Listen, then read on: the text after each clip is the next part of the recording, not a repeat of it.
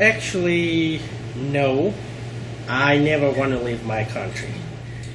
I was 15 back then. 2000 and I believe 2002 or 2003. You know that lady, Aung San Suu Kyi, right? Mm-hmm. She was in town. Mm-hmm. So we're a teenager. So, we participate when she has like a speech to the general public and stuff. So after everything's done, she was leaving the town. Then we, like, as usual, like, the cop start asking too many questions. Mm-hmm. And we have a bad experience with that because my uncle, he's the party leader in the township level. Prior to 2 years, she came to the town, and he's a politician, so he did a lot of politic thing, and he get arrested and for no reason, and then he end up his life in prison, and then he died in there. So the cops start asking questions. So my mom said, "Hey, it's not good time to stay here." So she said, "Well, you have to leave." So I went to Malaysia. I think it's 2003 or 2004. I don't remember exact date, Then that's where the hot thing is coming, because we don't have any passport. We can't get a passport. Even if you want to get a passport, you have to get a lot of paperwork from local authority. Go there, go here, get all the paperwork and stuff. Not like today, Today people's was a lot easier than before. So we get into Malaysia. I work like several different places, restaurant, get games rooms and things like that. And as you know, we don't have any paperwork, so we get arrested. Then we spend almost a year in prison. Luckily, I didn't get wiped my ass because, sorry for my language, because I was underage. Back then, if you were illegal, they arrest you. What they call it, that they beat people in prison for it,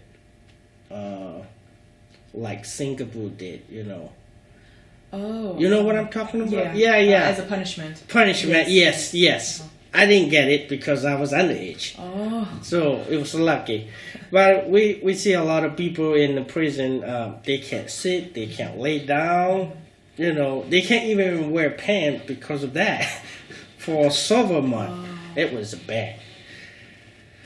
So, I don't remember his name. He was in the prison, and he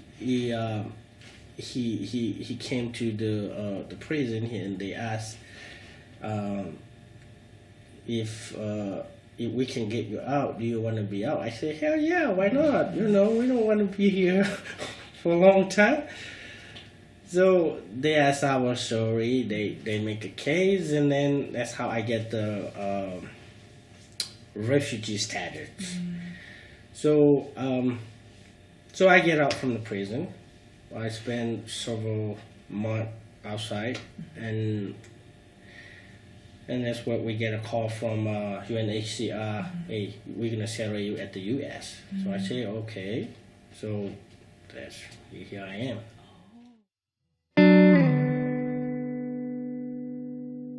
We have time. All right. First of all, you're talking to the prince. I'm a prince. My father was a king in a village where we've been living. And this Kisangani, that's where I was born. And then I've been living there with my father. And when his granddad died, just passed away, they just called him for him to replace him. That's the way my dad went back to his village, and that's how he became a king in a village. So that day, I think he led the village from 95, since when I was born, up to 1998, because he left the village around 99. Yeah, and the main reason that, just pushed my family to leave my hometown, you know, we have a lot of things, going on in this world, and Africa is the continent that has, a lot of persecution. I hope so. There is persecution everywhere, but I'm talking about Africa because that's where I am. I've been, that's where I was born. I know like pretty much about Africa than anywhere else. And then that time, I remember in 1994, that's when genocide started in Rwanda. And then people from Rwanda just flew in Congo. And then when they came to the village, as my dad was just a kind of good person. And he tried just to receive them, to make them feel like home, everywhere in Africa is just like your home. For you to go like in another country, it doesn't ask you, a lot of paperwork or, to do a lot of process, a long process. It's just, and some of the countries you may just, ask you to show your ID on the border so that you can cross to another country. So it's just pretty easy to travel in any country in Africa. It's not like, other countries maybe, or other continent as Europe or, America. It's kind of different. So these people came to Congo in that way. And then my father, as he was just leading the village, and he just has the heart of helping people and, being nice to everyone. He received them, he gave them the place to live because they were just refugees, as while we've been through too. Because I think maybe he knew that maybe one day he'll be a refugee too. That's why he's been doing that. But he received them. He gave them jobs because the job that they have in the village, is just, working in the farm and, hunting. That's the kind of job that they have in the village. But the really good job which people used to do in that period was just, mining. So Congo has a lot, gold, diamonds, all those, stuff. Congo is just like among the rich countries in those kind of stuff. So they just started mining without paying taxes. That's why, that's the main reason of us to live. Just receiving the people, and then the people just try to do the job, illegally. So it was not legal because, like if you do a business, everywhere you have to pay taxes. So for them, they didn't pay taxes. And then a lot of people, all the village, the people in the village were just, kind of heated, sad, or, and mad on my father. You're the one who received these people. That means maybe you're not even a Congolese. You're Rwandese too. Now you're trying to receive them. They're just not breaking all the rules. And, we're not going to let them do this kind of stuff, And he tried to handle the situation as a king, but he couldn't make it happen because, he didn't want to hurt, the people, those refugees. He didn't want to hurt them. And he didn't want to hurt the Congolese, the people that he's leading either. He was just like in a dilemma. He didn't know what to do. So at the end of the day, he just said, okay, I will just try to make them understand that they have to pay taxes, and that's it.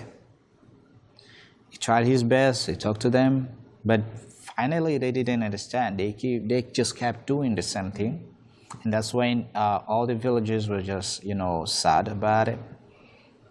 They decided to kill him. So it was around an evening, or around 7 o'clock, 7 p.m. That's when they came to our house, and then they took my dad. Because they had a forest. It's a big forest there, and then they just took him in the middle of the forest. Like, they took like a kind of thing they just, they put a mask on his face that he couldn't see who is doing that. So, or where he is going. They just took him in that way and tied him on the tree. And then one person was just coming from the forest too, and he saw how they had been just taking him. He was like, oh, this is my king. How they doing that to him? What's wrong? And he didn't wish just to go. He just said, okay, let me just stop by here and see what they're just about to do. Because I think this guy is not bad. I don't know why they just want to do this to him. So he waited, but that was not the right time for them to just, to accomplish the work that they were supposed to do, because their mission was just to kill him. So they couldn't accomplish, what they need at that time. So they decided just to tie him on a tree, and they will just come back for him, because they thought that nobody is just, seeing what they just doing. And then when they left, the men just came to my dad and just unmasked him and asked him what is happening now? Why are you here? And then my dad tried to explain each and everything. And then man was like, oh, you're being just a good leader for us. I don't want, see your family like crying, suffer. So I will just better help you to escape and go find another place to live. My dad was just like, oh, that's a good idea if you can just make it happen. Then the guy just took my dad, came, where we were at, in the village, and told my mom to not take anything. Just take, the easy stuff that you can carry. Don't take the heavy stuff. Leave everything. Because now the most important thing that we care now is just your lives. If you can just be alive, I think that's all. Everything that you have now, you can just walk and find, them, whenever. And then that's how we live. We just left the country. And we, at that time, there were no cars, so we moved by bicycle. They had just only one bicycle, and I was around like 4 years, I think. It was around 3 or 4 years. They just put me on the bicycle, and my young brother, who was just like the youngest in the family at that time. So they pushed the bicycle, and we just walked for 3 days to leave the village up to where we should go. But the guy who was just helping us, for real, I wish like I could see him, and my dad, up to now, my dad didn't know who he is, because, he was just a king. He was a king. He couldn't know anybody, like everybody. He used to know people who were just close to him. But we reached at the river, the Congo River, because, the guy just decided to leave us there. He said, okay, this is all that I can do. I cannot cross the river. I tried to do my best, and I still have 3 days to go back to the village. So, I just wish you a good luck, and that's all I can do for now. So, I think we just crossed the river using those, wood boats. I don't know how they call them, but just like boats. So that's why the way that we use to cross the river. And then after crossing the river, I think we walked like 2 other days.